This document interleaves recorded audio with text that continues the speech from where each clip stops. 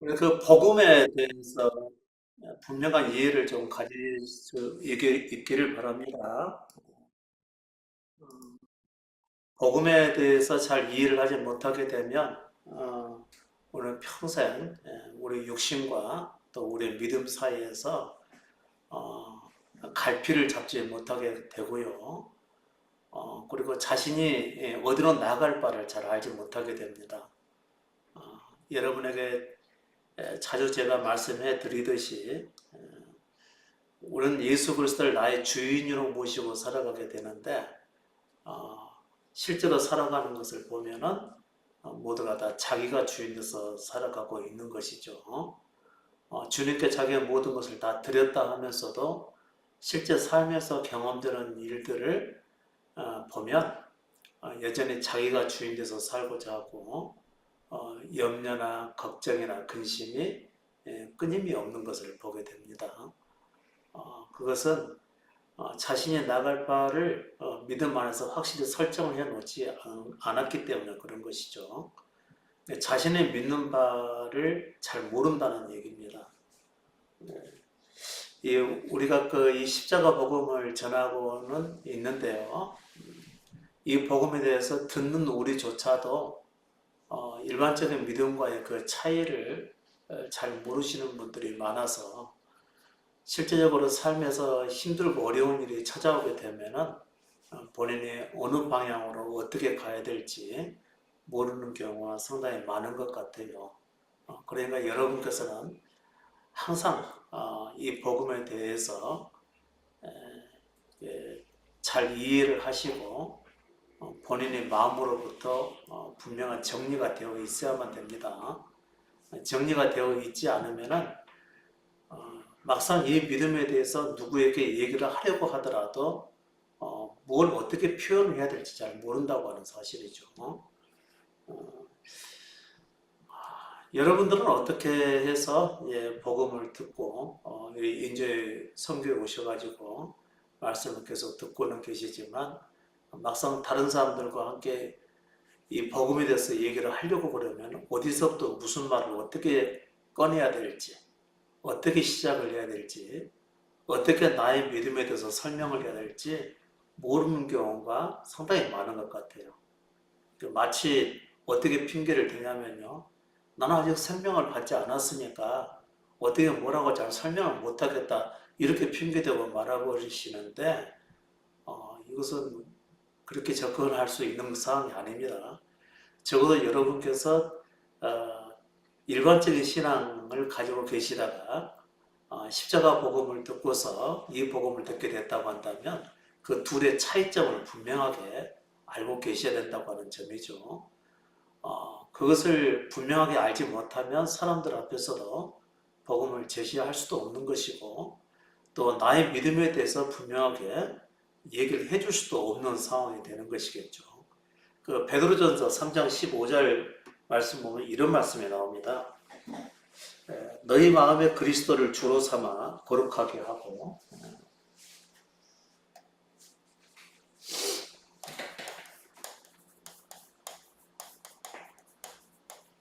너희 마음에 예수 그리스도를 주로 삼아 거룩하게 하고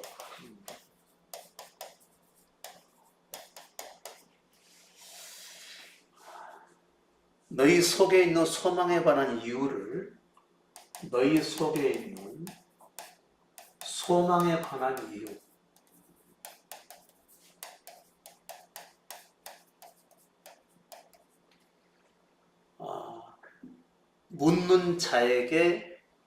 묻는 자에게 대답할 것을 항상 예비하되 그랬어요.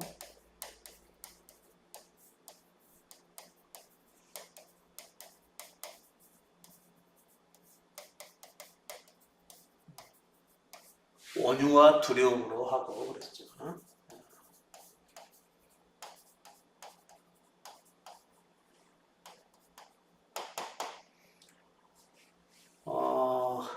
이 말씀 한번 보세요. 너희 마음에 예수 그리스도를 주로 삼아 거룩하게 하고 그랬었죠. 예수 믿는 사람 치고 예수 그리스도를 주로 삼지 않은 사람이 어디 있겠습니까? 누구나 다 쉽게 예수 그리스도를 나의 주인으로 모셨다고 말을 하기도 하고요. 그리고 실제로 예수 그리스도를 주님이라고 부르면서 살아가고 있지 않습니까? 근데 과연 그것이 거룩일까요? 예수를 주님으로 부른다고 하는 거, 그게 과연 거룩일까요? 근데 베드로는 이 점에 대해서 분명하게 얘기를 하고 있습니다. 예수 그리스도를 주로 삼아 거룩하게 하고 그랬습니다. 여러분, 이 거룩이라고 하는 의미가 뭐죠? 또 예수 그리스도를 주로 삼았다는 의미도 뭐죠? 예수 그리스도를 주인으로 삼았다는 얘는 자기가 주인이 아니라는 거죠. 그러니까 자기가 살지 않는 것을 얘기하는 겁니다. 자기가 살지 않고 그리스도께 자기 자신을 온전히 드려서 그리스도께서 이끄신 대로 그냥 따라가는 삶을 살아가는 것을 예수 그리스도를 주로 삼았다고 하는 것이죠. 근데 이제 여전히 우리는 육신을 가지고 살다 보면 세상에서 아주 여러 가지 일들을 만나게 되죠. 이 여러 가지 일들을 만나면서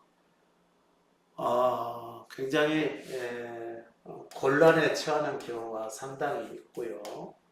그 다음에 시험이나 환난도 당하게 되고 어려움도 당하게 됩니다.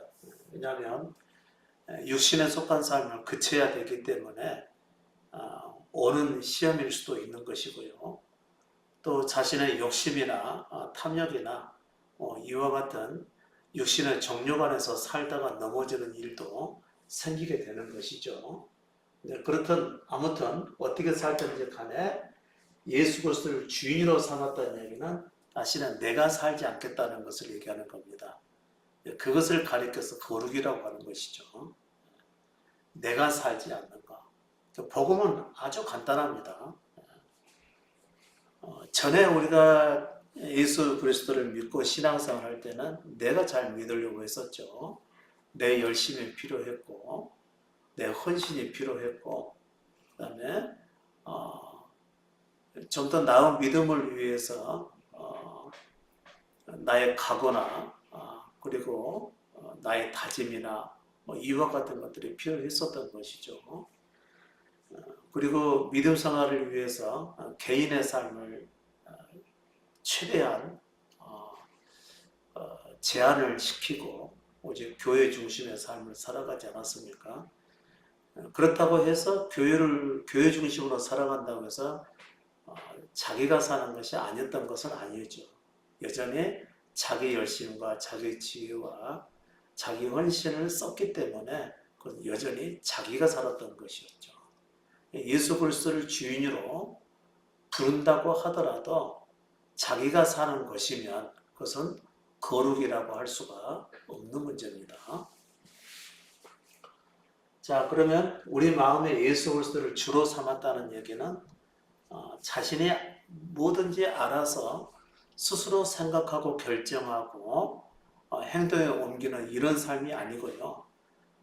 자신이 살기를 거부하고 그리스도께서 이끄신 대로서 따라가서 살아가는 이런 삶을 곧 거룩이라고 얘기하는 것이죠. 우리는 워낙 말씀의 의미를 살펴보면 너무 명확한데 그러나 우리의 신앙생활의 시작은 그렇게 시작하지 않았었기 때문에 예수를 주로 부르면은 다 그분을 주인 삼고 살아가는 것으로 이렇게 여겨버린 것이죠. 그럼에도 불구하고 여전히 자기가 살고 있었기 때문에 신앙생활에서 굉장히 혼란스러운 점들을 많이 경험하게 됐던 것이죠. 여러분, 거룩이라고 하는 것은 내가 살지 않는 것입니다. 실제로 누구나 예수 그리스도를 믿는다고 해서 내가 살지 않는 이런 삶을 이루기는 굉장히 어렵습니다. 내가 살려고 하지 않는다고 하는 것은요, 내가 살아갔을 때에 뭐든지 죄의 결과밖에 볼 수 없다라고 하는 그런 실제적인 경험이 있어야 되는 겁니다. 나는 바르게 살고 싶고 또 거룩하게 살고 싶고 예수 잘 믿고 싶고 하나님 뜻에 합당해 살고 싶고 이런 마음을 가졌다고 해서 거룩하게 살아가게 되는 것은 결코 아니라는 것이죠. 여전히 그것도 자기가 사는 겁니다. 우리 나라고 하는 존재는 뭐죠? 처음부터 죄인이죠. 죄인의 생명을 가지고 세상에 나와서 살기 때문에 아무리 좋은 뜻으로 산다고 하더라도 아무리 거룩하게 살고자 한다 하더라도 여전히 죄의 삶을 벗어날 수가 없는 것입니다. 그게 내가 사는 것이죠. 그래서 나는 아무리 하나님을 잘 섬기고 살려 한다 하더라도 이 죄인의 허울을 벗어날 수가 없다라는 결론에 이르는 사람만이 예수 그리스도를 자신의 주인으로 모시게 되고 자기가 살기를 멈추고 그리스도께서 이끄신 대로 따라가는 것을 얘기하는 것이죠. 그것을 우리는 거룩이라고 얘기를 하는 것입니다.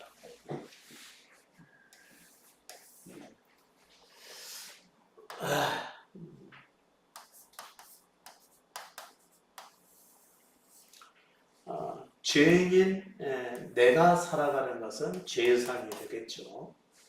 내가 살기를 멈추고 예수 그리스도께서 이끄신 대로 그냥 따라서 살아가는 삶을 삶의 형태와는 상관없이 그것을 거룩이라고 얘기를 하는 것입니다. 물론 이 자리에서는요 실패도 있겠죠. 그 다음에 육신의 삶이 드러나기도 하겠죠. 또 욕심을 부리다가 넘어지는 경우도 있겠죠. 그러나 이것은 예수 그리스도를 주로 모시고 살아가는 삶이기 때문에 그것은 거룩이라고 말할 수가 있는 것입니다. 물론 삶 자체는 거룩한 모습은 아니더라도요.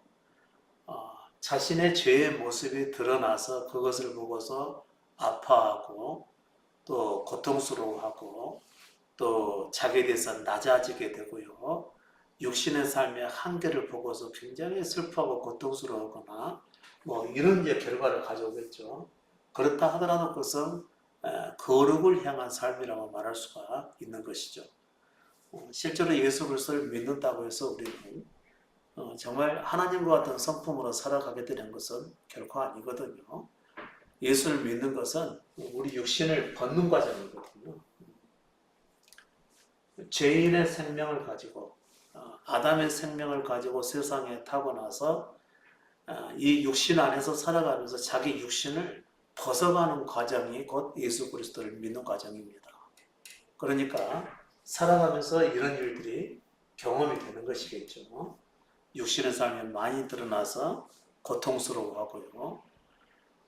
그 다음에 죄 없는 삶을 살고자 했지만 여전히 죄의 생명을 가지고 있기 때문에 죄의 삶에 넘어질 수밖에 없는 삶을 경험하기도 하고요.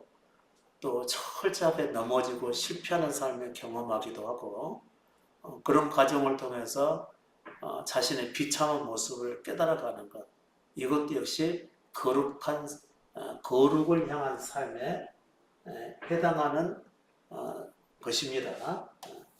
거룩을 향해 가는 삶의 범주 안에 들어가 있는 것이죠. 그리스도를 나의 주인으로 모셨기 때문에 내 속에 있는 것들을 그만큼 보아가는 것을 얘기하는 것이죠. 그리고 계속해서 말씀을 보시죠. 너희 속에 소망에 관한 이유를 묻는 자에게 그렇습니다. 너희 속에 소망에 관한 이유를 묻는 자에게 대답할 것을 항상 예비하다 그랬죠. 이 말씀이 이렇게 어렵게 느껴지는 것이 뭐냐면요.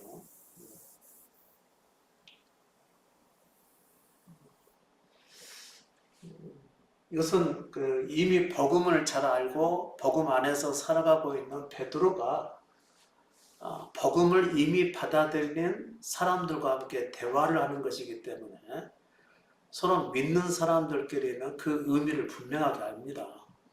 그런데 실제 그 믿음의 삶이 어떤 것이라는 것을 잘 모르는 사람들이 믿는 사람들끼리 하는 말을 이해하고 받아들이려면 굉장히 어려운 것이죠. 아마 여러분께서도 이것을 그냥 스쳐 지나가듯이 읽게 되면은 뭐 대충 그런 얘기라고 생각할 수가 있겠지만 실제로는 제가 보더라도 이것은 굉장히 어려운 내용의 글이죠. 여러분과 함께 나누기 때문에 지금 이런 말씀을 드리는 것입니다. 그러나 믿음이 실제로 어떤 것이라는 사실을 분명히 알게 되면 이것은 뭐 쉽게 지나갈 수 없는 구절이기는 하지만 다 수긍이 되어지고 마음으로 받아들여지는 그런 구절이 되겠죠. 자, 그러면은 사람들이 우리 속에 있는 소망에 관한 이유를 묻는 자가 있다는 거죠. 자, 우리 속에 소망에 관한 이유. 우리의 소망이 뭐다는 얘기죠. 처음부터 육신을 가지고 죄의 육신이죠. 죄의 육신을 가지고 살아가는 사람이 다시는 자기가 살기를 멈추고 예수 그리스도로 살고자 하는 것이기 때문에 육신의 삶을 멈추게 될 거죠. 그리고 자기가 살기를 멈추고 그리스도로 살기 위해서 자기의 모든 것을 다 맡겨드리는 거죠. 이게 차이입니다. 여러분은 전에 이 자리에 있었던 것이죠. 그리고 참된 믿음은 바로 이 자리에 있는 것을 얘기하는 것입니다. 전에는 여러분이 예수 그리스도를 믿는다 하더라도 자기 육신의 생각과 의지 안에서 예수 그리스도를 따라갔기 때문에 여전히 그것은 자기가 사는 거였었습니다. 근데 이제 실제 복음은 내가 살기를 멈추고 그리스도로 살기 위해서 내가 원하는 삶을 내려놓는 것을 얘기하는 것이거든요. 그러면 이랬을 때에 우리 속에 소망에 관한 이유를 묻는 자에게 대답할 것을 항상 예비하라고 그런 것이죠. 그러면 우리의 소망은 뭐죠? 우리 육신 안에 누구를 모시는 것이죠? 그리스도가 생명으로 임하시는 것을 얘기하는 거죠. 내가 내 존재에 대해서 죽고 그리스도를 나의 전부로 모셔드리는 그것을 믿음이라고 하는 것이죠. 그런데 그분이 실제로 내 안에 생명으로 오셔야지만 비로소 거룩한 삶이 가능한 것이거든요. 그게 우리의 소망인 것이죠.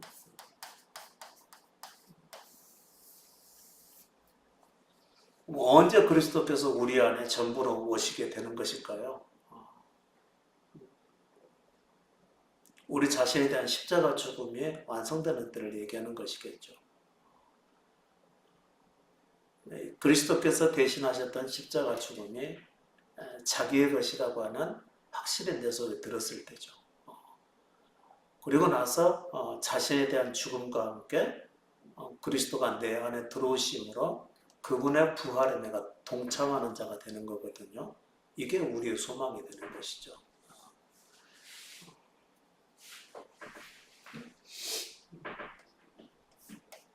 우리의 소망이라고 하는 것은 우리 육신으로 살아가는 것은 아무런 의미가 없다라고 하는 얘기입니다. 제가 여러분에게 써드렸던 글이 최근에 그 하나 있죠. 자기 확실한 믿음이 아니다라고 하는 글을 제가 여러분에게 써드렸습니다.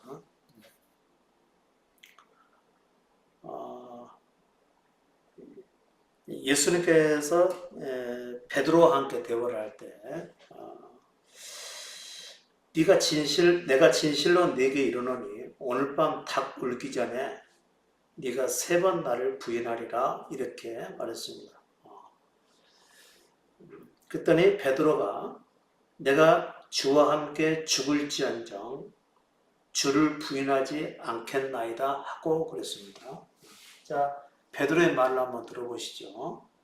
내가 주와 함께 죽을지언정 주를 부인하지 않겠나이다 라고 말을 했다면 이건 1번에 해당하는 겁니까? 2번에 해당하는 겁니까?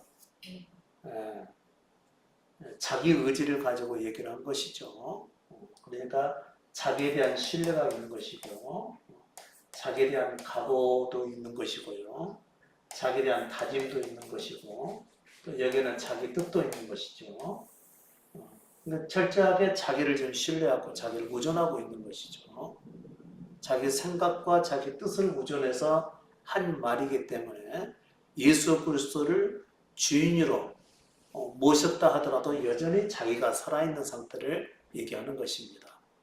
이때 베드로와 그 제자들은 육신의 생명을 잃지 않은 상태였거든요.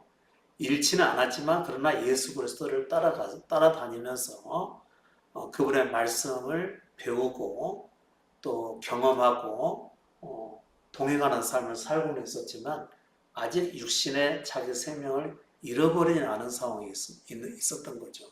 예수를 주로 부르긴 했지만 여전히 자기가 살아가는 삶에 완전히 버려지지는 않는 상태에 있었다. 그런 얘기인 거죠. 베드로가 내가 주와 함께 죽을지언정 주를 부인하지 않겠나이다 하고 그렇게 얘기를 했더니 모든 제자도 다 그와 같이 얘기를 했다는 겁니다. 우리도요 다 그랬다는 것이죠. 그러니까 이 사람들이 예수 그리스도를 주로 믿고 섬기며 따르는 삶을 살았지만 그러나 여전히 뭐가 해결되지 않은 거죠. 아직까지 육신의 생명대로 살아가는 삶을 버려지지는 않은 상황이었다. 그런 것이죠.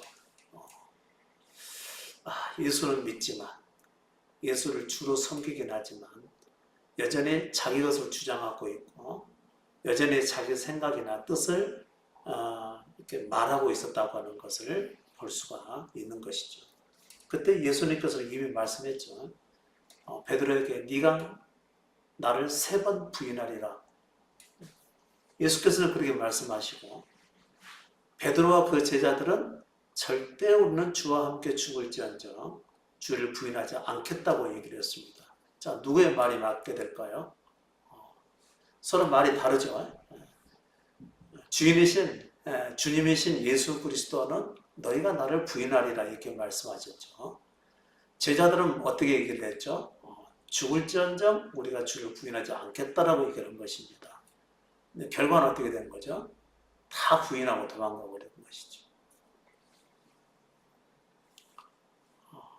우리가 굉장히 지금 눈여겨봐야 될 그런 내용이죠. 예수 그리스도를 믿고 따랐던 제자들이 예수를 부인하고 도망을 갔어요. 그런데 그 사람들이 분명히 그런 상황에 이르기 전에는 자신들이 어떻게 될지를 몰랐었던 것이고 또 예수께서 너희가 나를 부인하리라고 말씀을 하셨을 때 이 사람들은 절대 부인하지 않을 거라고 얘기를 했다는 것이죠. 그런데 불과 얼마 안 있어서 그것이 꼭 거짓이라고 얘기하기는 그렇지만요. 실제와는 전혀 다른 양상으로 나왔다 그런 얘기인 거죠. 베드로와 그 제자들은 함께한 제자들은 자신이 맹세했던 그 맹세조차도 스스로 지킬 수 없는 말을 했었다는 결론밖에는 되지 않고요. 그리고 예수께서 하신 말씀이 맞았다라고 하는 것을 얘기하는 겁니다. 제자들이 그리스도를 믿고 따라갔지만 그러나 예수 그리스도는 알고 계셨던 것이죠. 육신의 생명에 근거한 믿음은 아직은 온전한 믿음이라고 볼 수가 없었다 그런 얘기인 것입니다. 뭐가 문제이죠? 육신의 생명이 있었던 거죠. 누구나 세상에 태어날 때 육신의 생명을 가지고 태어납니다. 그런데 그 육신의 생명을 잃기 전까지는 그 사람이 아무리 자신의 믿음에 대해서 확신을 하고 예수 그리스도를 주로 모셨다라고 말을 하기도 하고요. 또 하나님 나라에 들어간다라고 하는 확신을 가진다 하더라도 또 거듭남에 대한 확신이 있다 할지라도 그 영원한 삶에 대한 본연의 믿음의 확신이 있다 할지라도 그것은 참된 것으로 인정될 수가 없다는 거죠. 아무리 본인의 확신을 한다 하더라도 말이죠. 그것은 제자들이 확신했던 것과 똑같은 것입니다. 그렇게 확신하더라도 결국 육신의 생명에서 난 자들은 어떻게 된다는 의미이죠. 제자들이 예수 그리스도를 부인했던 것처럼 자기 존재의 죽음이 눈앞에 펼쳐지잖아요. 그러면 육신의 생명 안에서 살아가는 자들은 모두 부인할 수밖에 없게 돼 있다. 그런 얘기인 거죠. 그러니까 육신에 속한 사람들은 결코 자기 원하는 대로 자기 뜻대로 예수 그리스도를 다 믿을 수가 없다. 그런 얘기인 것입니다. 이게 바로 우리의 현실이죠. 좀 어떻게 좀 무섭다는 생각이 들지 않습니까? 내 마음은 진실된데 그러나 이 진실된 이 마음조차도 나도 나를 알지 못하고 하는 말이다. 그런 얘기인 거죠. 또 한 가지는요. 우리 육신이 아무리 선하고 그리고 의롭게 살기를 원하고 거룩한 삶을 추구한다 하더라도 우리 안에서 나오는 말은 결코 신뢰할 수 없는 것이고 또 우리 스스로의 마음에 아무리 결심을 하고 또 작정을 한다 하더라도 그것은 믿음에 이를 수가 없다는 그런 얘기인 것이죠. 굉장히 절망스럽죠. 맞습니다. 우리는 본래 절망스러운 존재입니다. 그동안은 우리가 예수를 믿고 참된 믿음의 삶을 살고 있다고 생각을 했을지도 모릅니다. 그러나 결국은 베드로와 그 모든 다른 제자들이 다 예수 그리스도를 부인하고 도망갔던 것처럼 우리도 다르지 않을 거라고 하는 거죠. 왜 그러냐면 우리의 타고난 육신의 생명이 그렇기 때문에 그렇습니다. 아담의 것을 타고난 거거든요. 아담의 생명을 가진 자는 절대로 그 생명이 버려져서 하늘로부터 오는 생명을 입기 전까지는요. 하나님 앞에서 바른 믿음으로 세줄 수가 없는 거거든요. 그래서 우리 소망은 뭐죠? 부활하셔서 다시 세상에 오시는 예수 그리스도를 내 생명으로 받기 전까지, 그것이 실제로 받기 전까지는 소망이 없다. 그런 얘기인 겁니다. 그러면 여러분이 가져야 될 소망은 이제 뭔지 분명히 아시겠죠? 거룩한 생명이죠. 부활하신 예수 그리스도의 영을 얘기하는 것이죠.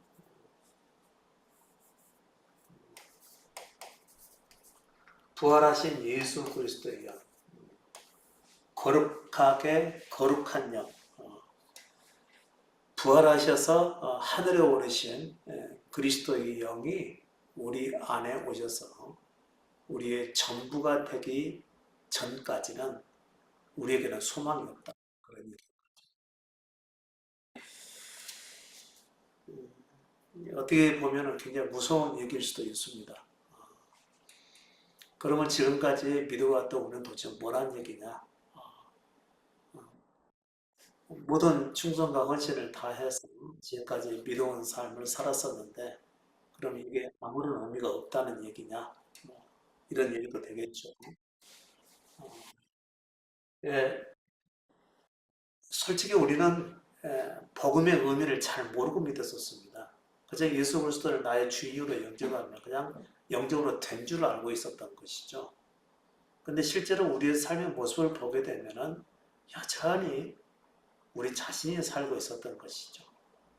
그러니까 구원받고 싶고 또 거듭남과 또 영원한 생명 안에서 살고자 하는 그런 마음이 있었기 때문에 예수 그리스도 주로 영접은 하지만 육신의 생명이 버려지지 않은 상황에서 영접을 했기 때문에 예수 그리스도를 주로 부르고 믿기는 하지만 여전히 육신으로 살아왔었다고 하는 사실이죠. 이게 우리의 절망스러운 것이고요. 그리고 육신이 요구하는 율법적 삶을 꾸준하게 살아왔던 것이죠.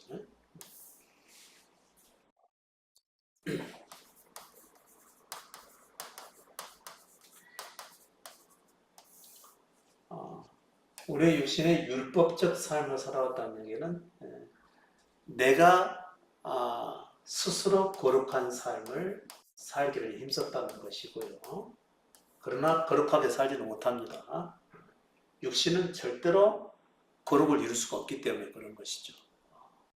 성경도 보고 그 다음에 죄를 짓지 않으려고 하고 또 예수 그리스도와 같이 중보적인 삶을 살기를 원하고 또 영혼 구원을 향해서 기도하고 또 사람들을 또 돕고 헌신하고 그들의 마음을 얻기 위해서 힘쓰고 어떻게 해서든지 이 복음을 전하려고 하고 이렇게 행하는데 그게 육신에서 나오는 삶이라고 하는 것이죠.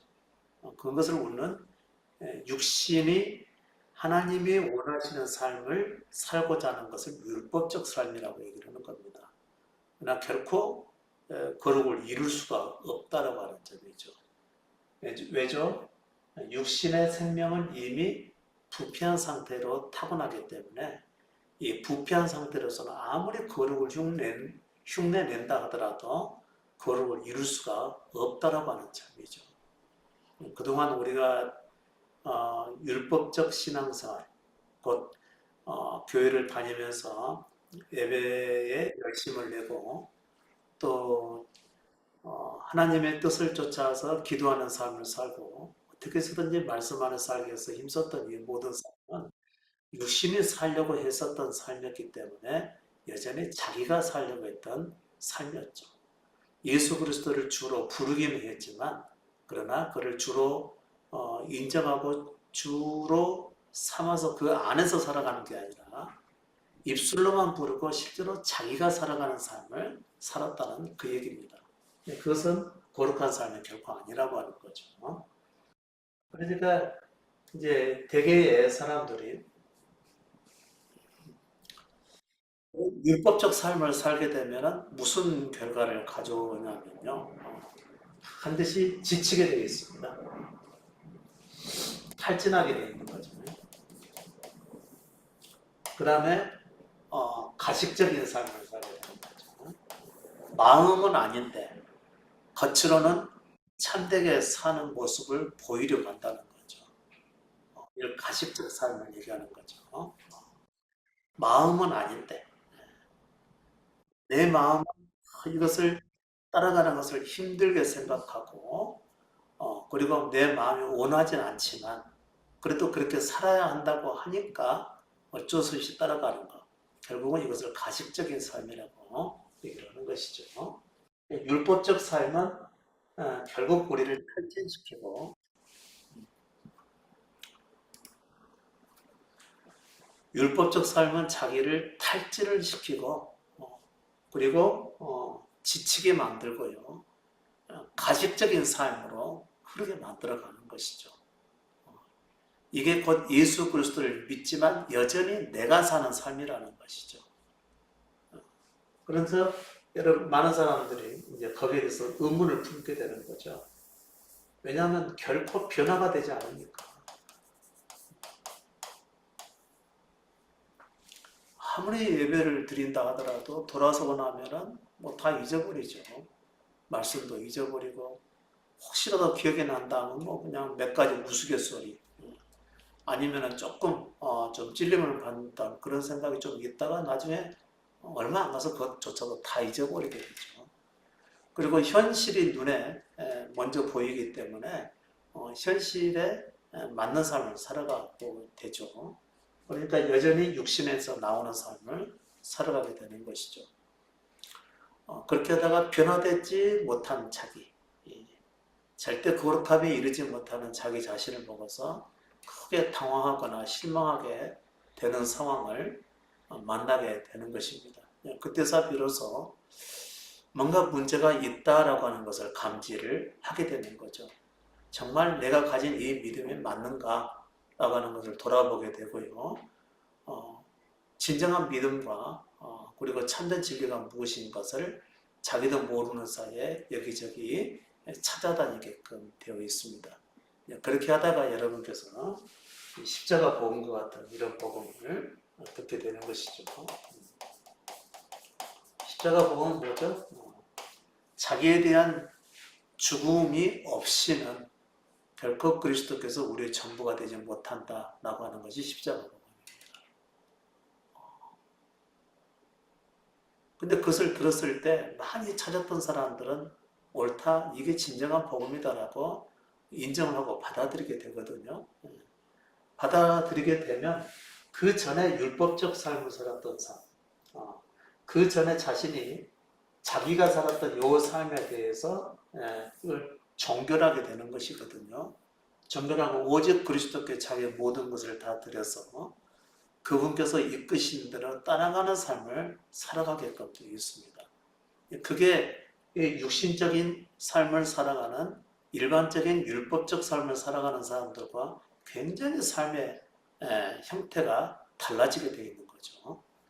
이때 육신 안에서 머물 때는 뭐든지 자기의 열심과 자기 또 힘이나 모든 지혜를 사용하고 또 자기 있는 자원 모든 것을 다 동원해서 살아가지만 십자가 복음은 자기에 대한 자기가 사는 것을 멈추는 거기 때문에 모든 걸 다 내려놓는 거거든요.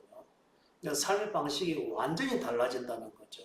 이 둘 차이를 본인이 분명하게 인지를 하고 자기 십자가의 길을 가는 것을 이것을 이제 십자가 복음을 받아들이고 그리스도를 따라가는 삶이라고 얘기를 하는 것입니다. 그랬을 때 사람들이 너 전에 이런 식으로 신앙생활을 했었는데 이제 전혀 다른 그 믿음을 살아가고 있는데 왜 그렇게 살아가는지에 대해서 의문을 가지고 묻는 사람이 있다고 한다면 어떻게 하라고요? 대답할 것을 항상 예비하되 그랬습니다. 대답할 것을 항상 예비하되. 근데 여러분들은 이제 기존의 신앙을 가지고 있다가 이제 오셔가지고 이 십자가 복음을 듣고 그 안에서 살려고 할 때 여러분 설명 가능하신가요? 누군가가 묻는다면? 줌이라서 대답을 들을 수가 없네요. 대답을 하셔도 되는데 대답을 다들 안 하시네요. 설명 가능하신가요? 설명하지 못한다면 여러분께서는 지금 준비가 안 되어 있다는 거죠. 대답할 것을 예비해야 해요. 예비. 그러면은 왜 설명이 안 되냐면요. 여러분은 그냥 예전과 같이 그냥 교회에서 알아서 하는 식으로 그냥 따라만 가면 된다고 생각하는 건 아닌가 싶습니다. 여러분 그런 식으로 하게 되면 안 됩니다. 여기서는. 예전에 이 육신 안에서 예수 그리스도를 믿었을 때는 교회에서 하라는 대로만 따라서만 가면 됐던 것이죠. 근데 어느 순간에 보면은 이게 믿음이 아닌 것 같고 힘들고 지치고 뭐 이런 일들을 많이 경험하게 됐는데 십자가 복음 자기가 살기를 멈추고 그리스도를 살기 위해서 전적으로 드리고 살아간다면 그 전의 믿음과 현재의 믿음과의 차이를 여러분께서 분명히 알고 계셔야 되는 거죠. 전에는 율법적 삶을 살게 됐죠. 자기가 살았으니까. 자기가 거룩을 향해서 살아가는 삶. 그러나 믿음의 삶은 뭐죠? 자기가 살기를 멈추고 오직 예수께서 이끄시는 삶에 그 순응하는 삶을 살아가는 것이죠. 그러니까 이때는 상당히 활기차 보이기도 하고 적극적이기도 하지만 이때는 어떻게 되는 거죠?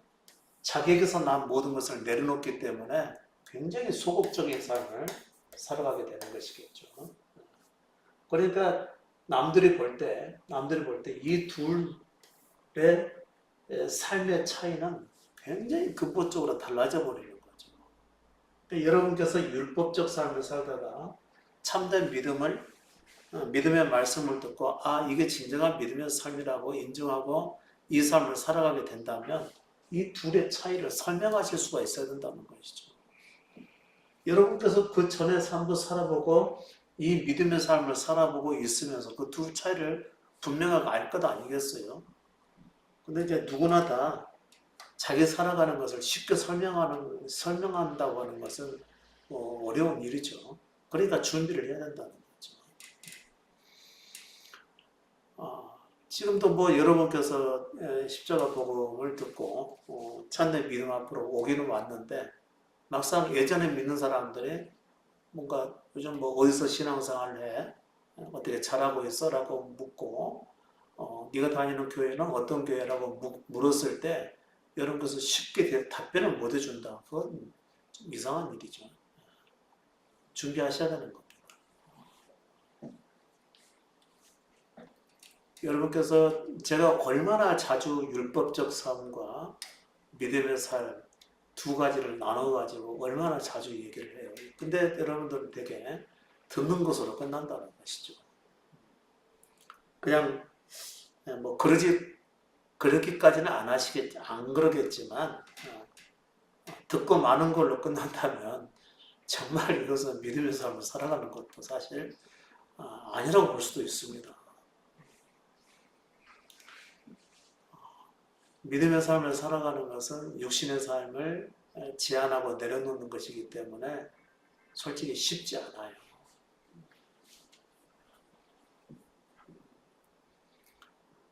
그리고 육신대로 살아가려고 하는 것을 내려놓는 것은요, 마음에 큰 고통이 따를 수가 있는 문제거든요. 왜냐하면 내가 원하는 대로 살지 않으니까. 그 전에는 내가 원하는 대로 살아서 잘 되든 안 되든 간에. 물론 그 결과도 항상 뭐 죄의 삶으로 뭐 결론을 맺어지게 됐지만요.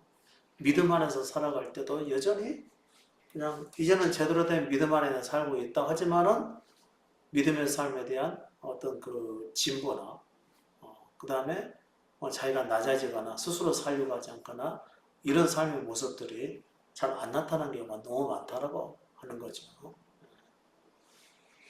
그러면 실제 내 것을 포기하거나 내려놓고 살고자 하는 것이 삶에서 거의 없기 때문에 누군가가 물어보더라도 쉽게 답변해 주기가 어렵다는 거죠. 그 전에 믿음이 왜 잘못됐느냐? 라고 누군가가 얘기를 한다면은 그것은 이러이러하기 때문에 율법적 삶이요. 참된 믿음의 삶은 자기가 사는 것이 아니기 때문에 이런 자기가 사는 것이 아니고 오직 그리스도로 살기 위해서 먼저 맡겨드린 삶이 믿음의 삶인데 내게는 이런 경험이 있다라고 자신의 경험을 충분히 가지고 얘기를 해야지만 상대에게 이 믿음에 관한 소망을 분명하게 얘기해 줄 수가 있다고 하는 점이죠. 그런데 그런 삶의 경험이 없으면 얘기해 줄 것이 없는 것이죠. 단지 율법적 삶과 믿음의 삶에 대한 지식 몇 가지 들은 것 가지고 어떻게 얘기해 줄 수가 있겠습니까? 자기 삶에서 경험되는 것이 없으면 얘기하기가 아주 어려운 것이죠. 그러니까 누군가 묻는다 하더라도 해줄 말이 없는 것이죠. 그것은 우리의 현주소를 그냥 얘기하는 것입니다. 내가 지금 율법적 삶을 여전히 살고 있는지 믿음의 삶으로 확실히 전환이 됐는지 본인도 잘 모를 수가 있다는 얘기입니다. 제가 십자가 복음을 깨닫고 나서 얼마 안 있어서 너무나 이 율법적 삶과 믿음의 삶이 근본적으로 다르다라고 하는 것을 제가 이제 글로서 이렇게 쭉 썼죠. 그래서 표를 만들었어요. 율법적 교회의 특징하고 그 다음에 십자가 중심 교회의 특징하고 두 가지를 표를 딱 만들어 놨습니다.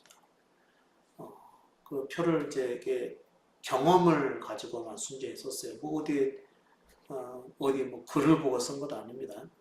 어디 참고한 것도 아니고요. 순전히 제 속에서 나온 것을 가지고 이렇게 쭉 써내려갔거든요. 그것을 제가 이제 표로 이게 만들어가요. 아마 우리 인조의 식구들도 예전에 블로그에 초창기 때 썼기 때문에 본 사람이 있는지는 모르겠어요. 근데 이제 지금 제가 잠깐 이거 살펴보니까 조금 표현상에 명확하지 않는 그런 부분, 또 아직까지 그때는 제가 완전히 그 전에 있는 교회 그 예배당 자체를 정리하지 않은 상황에서 쓴 거기 때문에 조금 이렇게 그 경계가 조금 모호하게 표현되는 것도 있긴 했어요. 지금 보니까요. 그런데 전체적으로 보면은 그 둘의 차이를 분명하게 이렇게 제시를 해 놓았습니다. 그런 것처럼요. 여러분도 전에 내가 율법적 신앙을 가지고 살았을 때, 그리고 제대로 된 믿음이 십자가 복음이라고 하는 사실을 깨닫고, 이제는 이 복음 안에서 살고 있을 때 그 둘의 삶의 차이점에 대해서 여러분의 경험한 바를 가지고 정리를 해 두는 것이 필요하다 그런 거죠. 그렇지 않으면 사람들 앞에서 뭐가 제대로 된 믿음이냐를 얘기하기가 어렵습니다. 여러분 속에서 정리가 되어 있어야 된다는 거죠. 정리가 안 되어 있으면 누가 여러분에게 진짜로 그 복음이 뭐대? 라고 얘기를 하면은 여러분은 무엇 때문에 대답하기가 아주 힘드냐면 혹시 얘기 잘못 꺼냈다가는 뭐 내가 2단이니 뭐 3단이니 비난할지 모르니까 그 소리 듣기 싫어가지고 아예 얼버무리고 말을 안 하는 경우도 많지 않습니까? 실제로 그래요, 안 그래요? 괜히 비난받을지 모르는 것 때문에, 모르기 때문에. 물론 이제 묻는 사람이 진정한 가난한 마음을 가지고 물었거나, 그리고 정말 답답한 심정으로 진리가 무엇인가 너무 의문스러워서 물었거나, 그러면 어떻게 해서든지 알려주려고 했겠죠. 그래도 묻는 사람은 있기 마련입니다. 당신이 믿는 그 믿음에서 내가 소상히 듣고 싶다, 누군가 그랬을 경우에 여러분께서 거기에 대해서 알려줄 수가 있을 정도가 되려면은 여러분의 경험된 것을 가지고 간단하고도 단순하고 알아듣기 쉽게 얘기해 줄 수가 있어야 된다고 하는 것이죠. 자기가 지금 예전에 믿는 믿음에서 이제 완전히 십자가 복음으로 전환되고 그리스도를 주로 삼고 거룩한 길을 가고 있는데 자기 십자가의 길을 가고 있는 자기 믿음에 대해서 얘기할 수가 없다라고 한다면 이거 어떻게 믿음이라고 얘기하기가 이건 참 어렵다라는 생각이 드네요. 여러분 대답할 것을 예비해 두셔야만 됩니다. 여러분이 알고 있는 범위 안에서 그리고 본인이 지식 말고요. 전해드린 지식 말고 본인이 실제로 변화된 것. 본인이 실제로 참된 믿음으로 와서 이런 삶을 살고 있다라고 하는 그런 실제. 실제로 여러분께서 예전에 율법적 삶을 살았을 때는 항상 쫓기는 삶을 살잖아요. 율법적 삶을 살아가는 사람, 곧 자기가 참된 믿음을 향해서 살아가는 사람들은요, 항상 쫓깁니다. 항상. 마음에 만족될 때가 없어요. 그러니까 뭘 하더라도 항상 부족한 것이고요. 아무리 열심히 해서도 더 열심히 해야 된다라고 하는 압박이 있는 거고요. 더 많은 일, 더 큰 일, 그리고 더 많은 시간을 헌신해야 된다라고 하는 이런 마음의 부담이 항상 작용되기 때문에 마음의 만족이라고 하는 것이 없습니다. 그러니까 늘 자기가 뭔가를 해야 된다라고 하는 행위에 쫓기는 삶을 살아가고 있는 것이죠. 늘 마음의 부담이 될 수밖에 없는 거죠. 그런데 믿음의 삶은 뭐죠? 내가 살기를 멈추고 그리스도께서 열어주시는 삶에 순응만 하면 되는 것이니까 어떻게 보면은 내가 할 것이 없는 것이죠. 이제 그 차이에서 갖게 되는 평안함,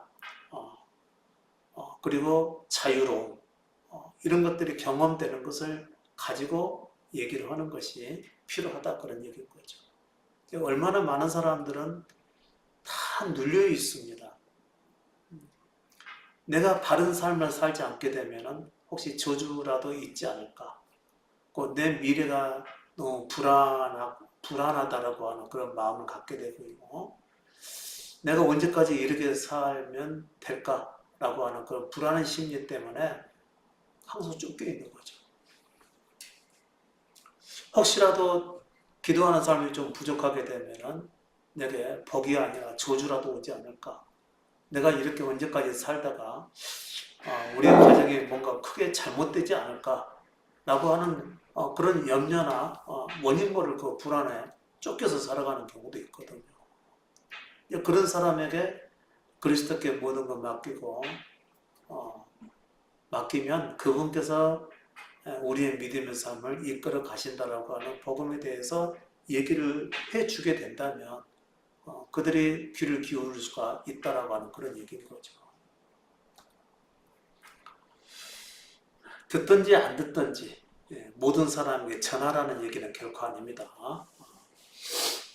여러분, 제가 여러분에게 전도하지 말라라고 그랬었죠.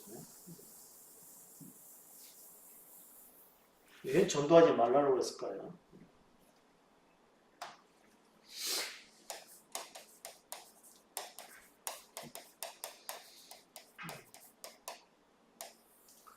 전도는 복음을 전하는 것이 전도이죠. 사람을 이끌어서 우리 모임으로 모셔오는 것, 이건 인도라고 얘기를 하는 것이죠. 전도는 그런 의미가 아니라 내가 경험한 복음을 가지고 전해주는 것, 이게 전도입니다. 그 사람의 오고 안 오는 것은 그 사람이 결정할 일이고요.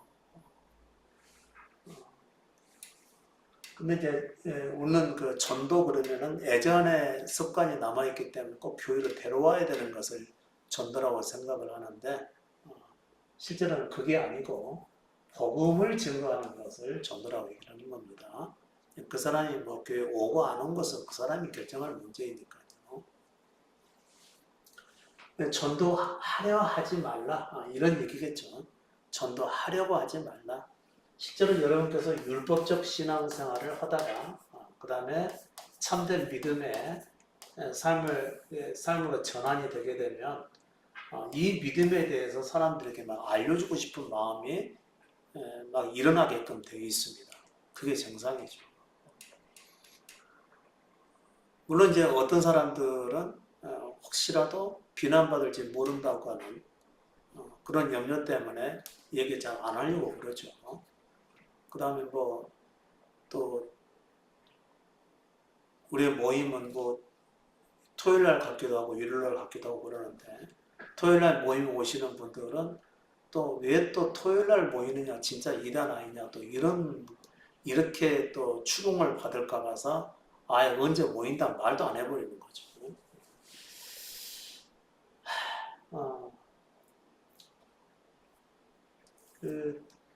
그러니까 제가 여러분에게 말씀드린 것은 율법적 삶을 살다가 믿음의 삶으로 전환됐을 때 그 둘 차이를 분명하게 본인이 인식을 할 수가 있어야 되고요.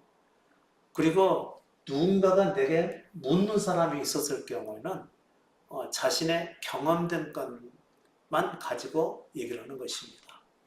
결국 그 사람을 이것을 알려서 이 믿음을 갖게 하고 이런 의도를 가져서는 결코 안 된다는 것이죠. 그러니까 자연스러운 대화는 언제든지 가능하다는 얘기죠. 전도하지 말라라고 하는 얘기는 사람을 데려오려고 하지 말라 그런 얘기입니다. 반드시 그 사람이 뭔가 알고 싶어서 물어보면은 내 마음에서 경험된 것만을 가지고 알아듣게 설명을 해주는 것. 그것은 필요한 일이다. 그런 얘기인 것이죠. 그것까지 물어보는데 그것까지 하지 말라는 얘기가 결코 아닙니다. 그렇지 않으면 뭐 이게 어떻게 전달이 되겠습니까? 근데 사람들은 분명히 의문을 갖게 되는 사람이 있기 마련이죠. 또 여러분의 믿음 안에 살아갈수록 사람들은 우리 안에서 뭘 보냐면요. 자유함과 평안함을 보게 됩니다. 왜냐하면 자기가 스스로 살려고 하기 때문에 스스로 살려고 하지 않기 때문에 우리 속에 있는 자유를 보게 되거든요.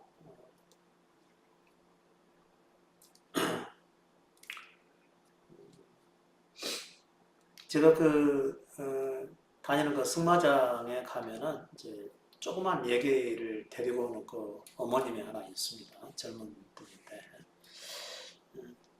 그분과 잠깐 얘기를 나는 이 양반이 교회를 찾고 있는 것 같더라고요. 이제 그 사람 입장에서는 교회는 나가고 싶은데 또 교회를 나가서 교회에 다니는 사람들과 함께 친교를 나누고 싶고 자신의 외로움을 좀 달래보고 싶어하는 그런 면이 있어 보여서 제가 잠깐 제시를 한 적이 있었습니다. 길게 얘기할 수는 없었고요. 아주 짧게 또 그분은 어떤 가난한 마음이 있거나 참된 진리를 찾거나 이런 게 아니고 단지 자신에게 위로를 줄 수 있는 어떤 공동체를 찾고 있는 그 정도 수준이었으니까 깊이 있게 얘기를 못했죠. 그러나 그 사람 눈에 한 가지 비친 것은 있었습니다. 굉장히 자유로워 보인다는 거죠. 어딘가에 매이지 않고 자유로우면서도 편한 분위기를 보게 된 것이죠. 그래서 제가 그것을 근거로 해서 잠깐 얘기를 한 적이 있습니다. 본인이 이제 나중에 우리 사이트에 들어와서 보고 설교도 듣고 뭐 이렇게 하는 것도 있는데요. 그 뒤로는 얘기를 안 나눠봐서 잘 모르겠어요. 근데 아무튼 율법적 신앙을 가지고 있다가 참된 믿음을 갖게 되면 반드시 여기에는 자유와 평안이 있어 보이는 거죠. 완벽한 것은 아니라 할지라도요. 상당히 어떤 부담으로부터 거룩하게 살아야 된다고는 부담으로부터 또 법과 형통이 있어야 된다라고 하는 그것을 위해서 살아가는 어떤 그 압박감이나 뭐 이런 것이 없으니까 자유함이 있고 또 종교생활에 매이지 않는 자유함도 있고 또 반드시 뭐 기도를 해야 된다거나 또 자기 열심으로서 헌신을 해야 된다든가 이런 것에 대한 자유함이 있고 그리고 오직 마음의 중심에 오직 그리스도를 전부로 삼고 따라가는 이런 평안한 가운데서의 믿음이 있기 때문에 이 둘 차이가 분명하게 갈려지는 거거든요. 그러니까 여러분께서도 그랬을 때에 내 마음속에서 느껴지고 또 누리게 되는 것들 여기에 대해서 분명하게 설명을 해줄 수가 있어야 된다고 하는 점이죠. 그러니까 여러분 혼자 계실 때 여러분의 말로 여러분의 경험과 여러분의 말로 그것을 기록을 하셔야만 됩니다. 반드시 어떤 문서로 남겨두라는 그런 의미가 아니고요. 여러분의 생각을 정리를 하시라고 하는 차원에서요. 그래서 누군가가 내 믿음에 대해서 물어보았을 때 이 얘기를 해줄 수가 있어야 되고 또 자신이 또 살다가 혼란스러울 때가 있거든요. 이 혼란스러울 때가 있어도 본인이 정리해둔 믿음이 분명하게 정립이 되어 있으면 이길 수 있는 힘이 된다는 것이죠. 육신의 생각에 좌우되지 아니하고 또 불안감에 또 이게 넘어지지 아니하고 막연한 두려움 속에서 갈팡질팡하지 아니하고 본인이 정립해둔 그 믿음의 어떤 그 복음의 원리에 따라서 자신이 꾸준하게 자신이 주어진 그 길을 갈 수가 있게 만들어가는 것이죠. 그러니까 여러분께서 정립을 하셔야 된다 그런 얘기인 겁니다. 잠깐 쉬었다 하시죠. 자, 복음은 뭐냐면요. 십자가 복음, 자기 존재에 대한 죽음인 십자가가 있어야 된다는 거죠. 십자가 복음은 자기 존재에 대한 죽음이죠. 이것을 다른 말로 얘기하게 되면은 자기 의지의 죽음이에요. 우리의 의지는 뭐죠? 자기를 위해서 살게 되어 있죠. 자기를 위해서 살게 되어 있어요. 그러니까 우리 육신이라고 하는 존재는 자기가 잘 되기를 위해서 살아가고 있고요. 그 다음에 자기가 옳다고 생각하는 것을 끝까지 주장하려고 하는 성향을 가지고 있죠. 또한 자기를 어렵게 여기는 거죠. 자기를 어렵게 여기고 자기 생각이 옳다라고 여기고요. 그 다음에 자기 생각에 옳은 것은 반드시 행동을 하려고 하는 것이죠. 그런데 십자가 복음을 갖고 있는 사람은 자기가 행하는 것은 모두 죄라는 사실을 알고 그리스도를 주로 모셨기 때문에 자기가 살기를 멈추는 것입니다. 그것을 자기 의지의 죽음이라고 얘기를 하는 것이죠. 쉽게 얘기를 하면은 예전에 우리의 믿음은 어떻게 쓰든지 본인이 잘 믿어서 하나님께 영광을 돌리고 또 많은 사람들을 믿게 해서 열심히 전도하고 이걸 얘기하는 것 아니겠습니까? 그래서 땅끝까지 이르러 그리스도의 증인이 돼서 예수를 알지 못하는 사람들에게 예수 이름을 증거하고 그다음 구원받게 하고 그것을 우리가 어떻게 쓰든지 전심으로 행해서 그 좋은 결과를 얻게 하려고 한다는 거죠. 그러나 그것은 복음이 아니라는 거죠. 여전히 자기가 사는 것이기 때문에. 그렇게 살던 사람이 십자가 복음을 받아들였어요. 그리고 그리스도께서 열어주시는 것만 행하기로 하고 내가 스스로 옳다고 여기는 것을 내려놔버리는 것이죠. 실제적으로 살면서 큰 변화가 있게 되는 것이죠. 그 전에는 뭔가 행하지 않으면 안 될 것 같은 생각에 의해서 뭔가를 자꾸 하고자 하는 마음을 갖게 되는 것이 율법적 삶인데 그 예전의 믿음이라고 한다면 십자가 보면 뭐죠? 자기 의지를 내려놓는 거잖아요. 그러니까 내게 막상 닥치는 일, 주어진 것이 아니라고 한다면 아무리 하고 싶은 일이 있어도 내려놔 버리는 거죠. 이것을 해야 된다고 생각하고 마음에 압박이 있는다 하더라도 그것을 부인하고 내려놔 버리는 거죠.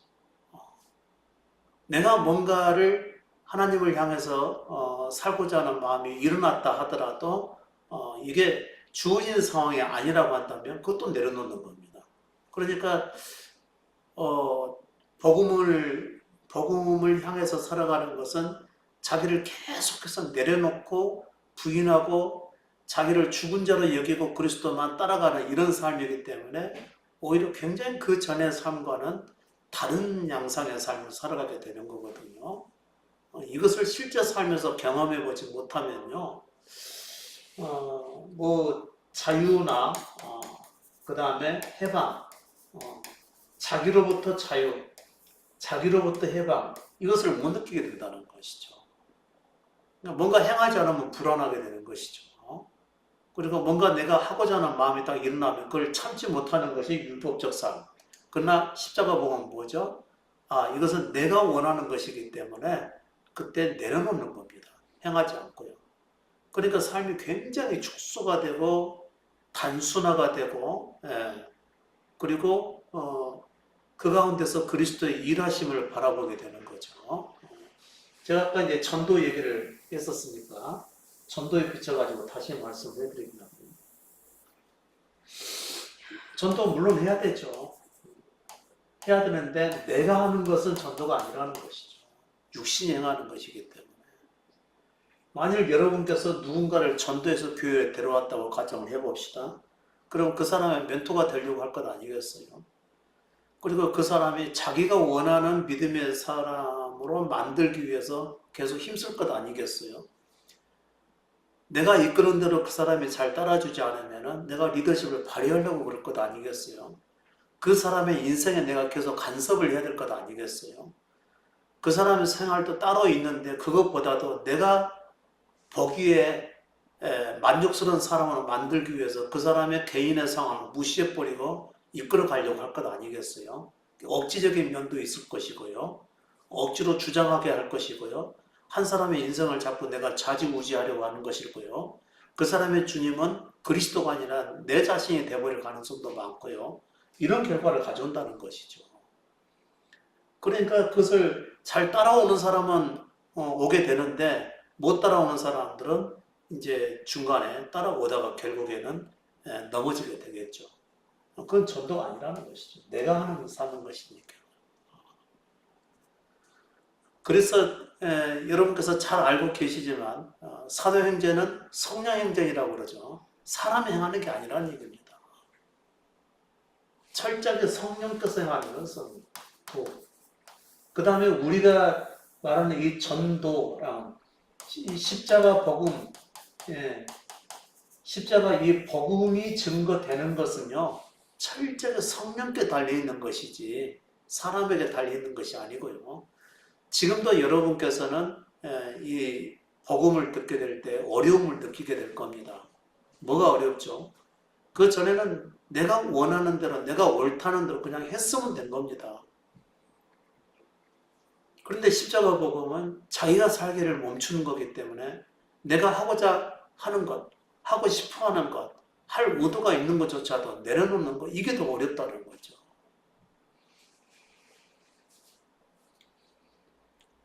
내가 손을 대서 뭔가를 행하게 되면 그 결과가 꼭 처참하거든요. 좋은 결과가 아니라는 거죠. 그런데 그리스도께서 행하신 것이면 아주 자연스럽습니다. 그러니까 그리스도께 내 자신을 드리고 그냥 그분께서 내 마음에 주신 대로 그것만 따라서만 하면 되는 거죠. 그 외에는 그냥 평범하게 살아가면 되는 거죠. 주어진 삶이니까요. 뭐 직장 다니시는 분들은 그대로 직장을 다니고, 집안에서 무슨 일을 행하는 사람들은 그냥 그대로 행하고, 일상적인 것은 다 그대로 행하면서 내가 뭔가를 새롭게 뭔가 하려고 할 때, 그때는 자기 것을 내려놓고 그리스도께서 열어주시기를 기다리는 거죠. 철저하게 기다림이 필요합니다. 당장 되는 거 결코 아닙니다. 복음의 삶은요. 내가 예수를 나의 주인으로 모신다고 해서 그분이 나를 통해서 갑자기 뭐 전도케 하신다거나 복음을 증거케 하신다거나 이런 일은 훨씬 이후에 일어납니다. 실제로 자기 존재의 죽음과 그분이 내 생명으로 오신 이후에나 가능한 일이지, 그냥 그분을 내가 십자가 복음을 받아들이고 그 안에서 살기로 한다고 해서 곧바로 복음이 증거되는 역사가 나타난다거나 결코 그렇지 않아요. 내가 완전히 죽어지는 것, 내 육신의 것이 드러나지 않고 십자가의 죽음을 온전히 이룰 때까지 그리스도께서는 우리의 육신의 것을 드러내시고 육신대로 살지 않게 하기 위해서 우리를 이끌어가는 과정이 믿음의 과정이에요. 이게 어떤 역사나 그 다음에 어떤 그 사역이나 그분을 향한 어떤 일이나 이런 것과는 전혀 상관이 없어요. 당장은요. 자기 십자가의 죽음이 완전히 자기 것이 될 때까지 말이죠. 그러기까지는 자기 속에서 육신의 것이 드러나고 드러날 때마다 그것을 내려놓는 과정이 계속되는 겁니다. 그리고 나서 오직 그리스도께서 열어주시는 대로의 삶을 살아가서 기다림의 삶이 연속되는 것입니다. 그래서 육신에 속한 삶들을 다 내려놓게 되는 것을 얘기하는 거거든요. 그런데 그럼에도 불구하고 여러분께서 경험된 이 복음의 삶을 다른 사람과 우연히 나눌 때가 있어요. 우연히 나눠줄 때가 있는데 그것은 내가 의도한 것이 아니었음에도 불구하고 복음에 대해서 얘기를 나눠줄 때가 있어요. 그럴 때는 상관없습니다. 그러니 그리스도께 나를 드리고 살아가는데 우연히 누군가를 만나서 내가 만일 내 속에 있는 소망에 관한 이유를 내가 미리 준비해 놓고 있다가 누군가를 우연히 만났는데 전할 생각도 없었고 또 전하려고 하지 않을 생각도 없었고 그냥 우연히 만나서 얘기하다 보니까 복음이 전해지게 됐다. 이런 것은 성령의 역사로 되는 것입니다. 물론 외적 역사가 되겠지만 그런 것까지 막을 필요가 없다는 것이고요. 그러나 여러분께서 자기 의지를 가지고 뭔가를 행하려고 하지 말라 이런 걸 얘기하는 것입니다. 그러니까 내가 스스로 하려고 하지 않게 되면은 자연스럽게 전달하는 때가 찾아올 수도 있다고 하는 거죠. 그런 기회를 만나려고 한다면 내가 현재 믿고 있는 바에 대해서 충분하게 정립이 되어 있어야 됩니다. 복음이 뭔지. 우리 복음이라고 하는 것은 실제로 되게 단순하고 쉽죠. 아까 여러 번 제가 말씀해 드렸죠. 자, 이거 뭐죠? 내가 사는 것은 복음이 아닙니다. 나를 포기하고 예수 그리스도로 사는 것이 이것이 복음입니다. 그러니까 나를 포기하는 이 과정이 우리에게는 꼭 필요한 것이라는 거죠. 그 전에는 상관없었죠. 나를 포기할 생각도 없었고, 옳다고 생각하면은 무조건 행했고, 이게 좋다라고 한다면 믿음에 좋고 교회에 좋고 누구에게나 좋은 것이다. 그러면 우리는 막지 않고 막 내가 살았었죠. 그러나 그것은 내가 사는 것은 복음이 아니라는 것이죠. 이 간단하잖아요. 근데 문제는 나는 행하고 싶은데 주께서 행하실 때까지 기다리는 거. 이게 믿음이라는 건데 이 믿음 지키는 것이 어렵다는 거죠. 그게 자기를 부인하고 그리스도를 따라가는 것입니다. 근데 내가 살아가는 것에 대해서 잘못을 많이 경험하신 분들은 그런 삶이 쉬워요. 그런데 내가 살아가는 것에 대해서 절망감이나 그 다음에 아주 뼈아픈 실패나 이런 것들을 잘 경험하지 않은 사람들은요, 복음을 듣고서 여전히 자기가 살려고 하는 것을 잘 못 멈춰요. 그러니까 여러분께서 이론적으로라도 자신이 믿는 바에 대해서 정립을 쭉 해놓으셔야 됩니다. 제가 이제 이것을 다 일일이 설명을 해드릴 수는 없는 문제지만, 잠깐 제가 링크를 걸어놓은 곳을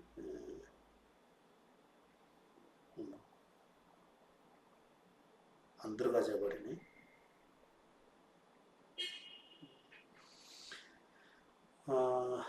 율법적 삶과 믿음의 삶의 차이 비교표를 제가 이제 제 블로그에 있는데, 이건 나중에 제가 한번 수정을 해야 되겠더라고요. 조금 더 자세하고 분명하게. 근데 그런 것처럼 여러분의 삶에서 내가 지금 율법적 삶을 살아가고 있는지 믿음의 삶을 살아가고 있는지 이 둘 차이를 분명하게 지금 표현을 해 놓으셔야 되는 거죠. 그렇게 해서 여러분께서 딱 정립을 해놓고 미리 다 글로 써놓고 나서 여러 번 읽어봐가면서 자기 나갈 발을 믿음으로 딱 이렇게 정리를 해두게 되면 앞으로 여러분께서 믿음의 삶을 살아가는데 굉장히 도움이 될 거라고 생각을 합니다. 그렇게 했을 때 자기가 살아가는 것에 대한 삶의 오류,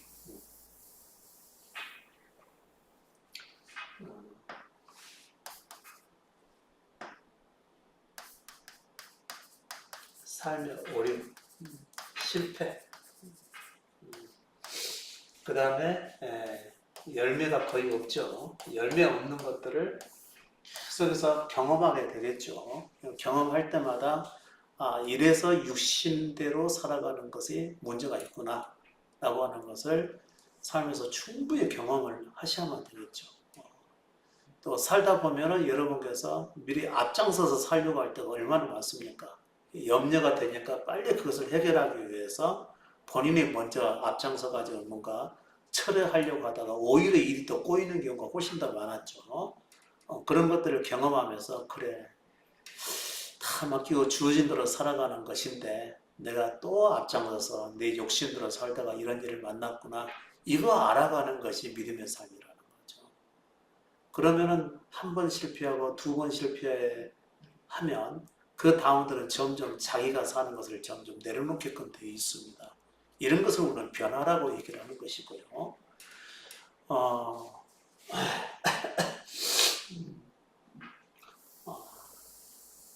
이 복음의 삶은 철저히 자기에 대한 겸손을 얘기하는 것이죠.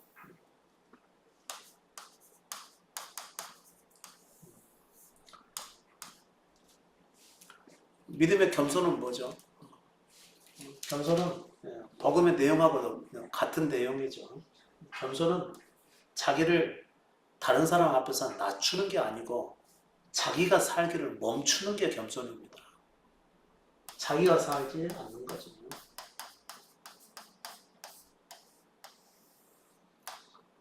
모든 문제의 근원은 어디가 있죠? 자기 속에 있잖아요. 누구나 다 타락한 아담의 생명을 가지고 있거든요. 여러분께서 여러분 자신을 아시겠지만 여러분 속에 있는 그 새카만 속을 여러분은 잘 알고 계실 거예요. 사람들 앞에서 옳게 보이려고 하고 또 사람들 앞에 좋은 모습만 보여주려고 하고 잘된 모습 보여주려고 하고 그래서 내가 이런 사람이라고 하는 것을 알려주기 위해서 자랑하려고 하고 그걸 통해서 사람들로부터 칭찬이나 또 찬사나 영광을 얻고 싶어하고 이게 바로 우리 자신이거든요. 내가 계획했던 그런 삶을 살지 못하게 되면 어떨 때는 막 분노가 일어나게 되죠. 우리 속에는 항상 흠이 있고 결점이 있고 또 그 다음에 다른 사람들이 쉽게 용납하기 어려운 좀 껄끄러운 그 악한 면도 사실 있거든요. 그런 것이 드러나게 되면 얼마나 부끄러워요. 그게 드러나지 않도록 하기 위해서 자기를 철저하게 멋진 사람으로 가장을 하고 좋은 모습을 보이려고 한다고 하는 거죠. 그러다가 자기도 모르는 사이에 자기 흠이 딱 드러나 버렸다. 그러면 막 그것 때문에 부끄러워서 막 견딜 수가 없어 하잖아요. 그렇게 철저하게 자기 자신을 자기가 관리하면서 살고자 하는 것이 자기가 사는 겁니다. 근데 그런 사람들은 아직까지 예수 그리스도를 믿을 준비가 안 돼서 그렇게 되는 거죠. 어떤 사람들이 예수를 믿는 거죠? 자기가 살아가는 삶에 철저한 실패를 맛본 사람들이에요. 나 별거 아니구나.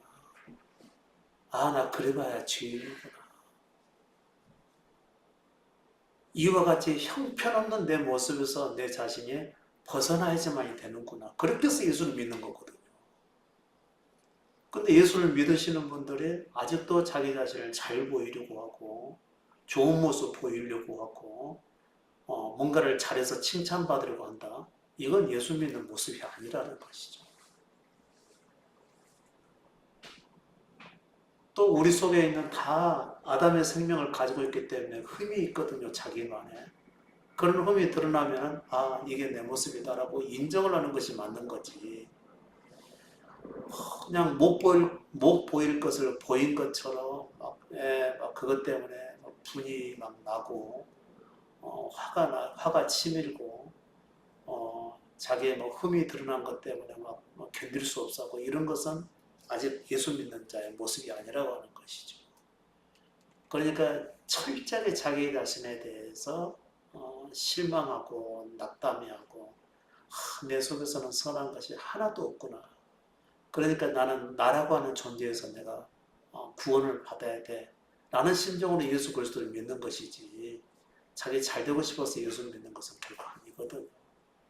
지금도 여러분께서 혹시 자기의 형통과 또 복을 위해서 예수 그리스도를 믿으신다 그러신 분들은요 절대로 예수 믿는 게 아닙니다. 그건 잘못 믿는 것이죠.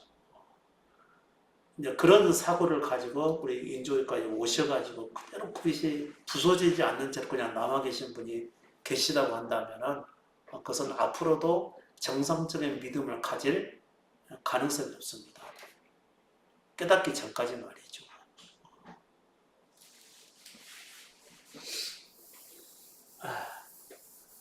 여러분이 자기 자신을 부인하지 않잖아요.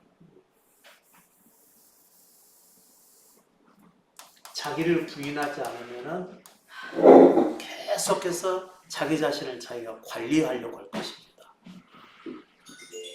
잘 살려고 할 것이고요. 그 다음에 자기의 좋은 모습을 보이려고 할 것이고, 자기의 하여튼간 잘 나가는 모습을 사람들에게 자랑하려고 할 것이고요. 그 다음에 좀 부유하게 살려고 그럴 것이고요. 세상에 대한 소망을 아직도 내려놓지 않은 것이겠죠. 그 다음에 자기에 대한 집착도 아직 못 내려놓았기 때문에 그런 삶을 살아가는 겁니다.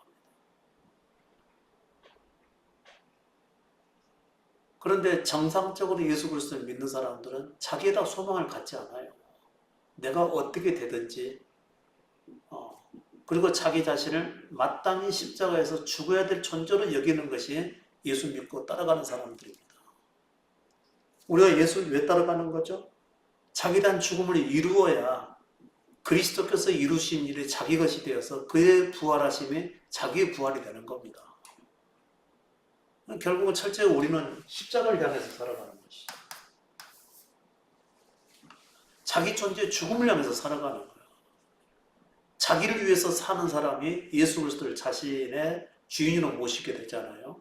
그럼 그분께서 우리의 흠이나 결점이나 우리의 연약함이나 우리의 죄악상이나 우리의 욕심이나 탐욕, 이와 같은 그 부패한 것들을 막 드러내 보여주셔서 도무지 자기를 사랑할래야 사랑할 수 없게 만들고 그리고 자기를 내려놓고 버리는 길로 인도해 가셔서 결국은 십자가의 죽음까지도 자기 것으로 받아들이게 하는 그 믿음을 갖게 만드는 거라는 거죠. 거기서 내가 완전히 내 자신에 대해서 죽어야 위로부터 부활이 임하기 때문에 그런 것입니다. 이게 그리스도를 믿는 거예요. 그러니까 그리스도를 믿는 것은 세상, 우리가 살아가는 세상에서 형통과는 굉장히 거리가 먼 것입니다. 혹시라도 여러분께서 이 복음을 믿기는 믿고 따라가는데 아직도 자기 자신에 대해서 미련이 있거나 그리고 자기가 잘 되고자 하는 마음을 갖고 있거나 그렇게 된다면 여러분께서는 계속 이 믿음과는 엇박자가 날 겁니다. 서로 불편하겠죠. 자기 속에 있는 것이 드러날 때마다 굉장히 힘들 것이고요. 또 포기하기도 어렵고 내려놓기도 힘들고 그럴 겁니다. 근데 이 복음이 들려질 때마다 이런 게 내가 알고 있었던 것이 진정한 복음이 아니었고 내가 원하는 삶을 살고자 하는 것도 제대로 된 믿음의 길이 아니구나. 이것을 깨닫게 되면 여러분 자기를 내려놓을 수 있기를 바랍니다. 그래야 희망이 있는 것이죠. 그럴 때마다 그리스도를 나의 전부로 여기시고 그냥 묵묵히 따라가시기 바랍니다. 그렇게 되면 그리스도께서 여러분을 기뻐하시고 또 하늘에서도 여러분을 계속해서 응원하실 거예요. 여러분은 세상에서 잘 안 되고 넘어지고 힘들고 이런 삶을 계속 경험하시겠지만 그럴 때마다 하늘에서는 여러분을 위로하시고 계속해서 그 길로 갈 수 있도록 격려하실 겁니다. 그리고 십자가에서 죽고 부활하게 될 때 결국 하늘에서는 모든 영적 존재들이 찬양하는 그것을 여러분의 영적 내면의 세계에서 반드시 경험하게 되는 그날에 찾아오게 될 것입니다. 여러분 우리 인생 그렇게 길지 않습니다. 언제까지 여러분이 원하는 것을 내려놓지 않고 갈 수 있다라고 하는 생각을 포기하실 수 있기를 바라요. 빨리 포기할수록 좋고요. 그리고 그리스도의 주재권에 자기 자신을 온전히 맡겨드려서 그분께서 원하시는 사람이 되도록 계속 그분 앞에 여러분 존재를 드리실 수 있기를 바랍니다. 그러면 여러분께서도 자기 자신에 대해서 점점 낮아지게 되고 그리고 육신대로 살지 않게 되고 오직 그리스도를 전부로 삼게 되는 참된 믿음이 여러분 속에서 생겨나서 결국 부활에 이르는 믿음도 갖추게 되겠죠. 앞으로 여러분의 앞날에 계속해서 이 믿음의 진보가 있기를 소원합니다. 오늘 말씀 이어서 마치도록 하겠습니다.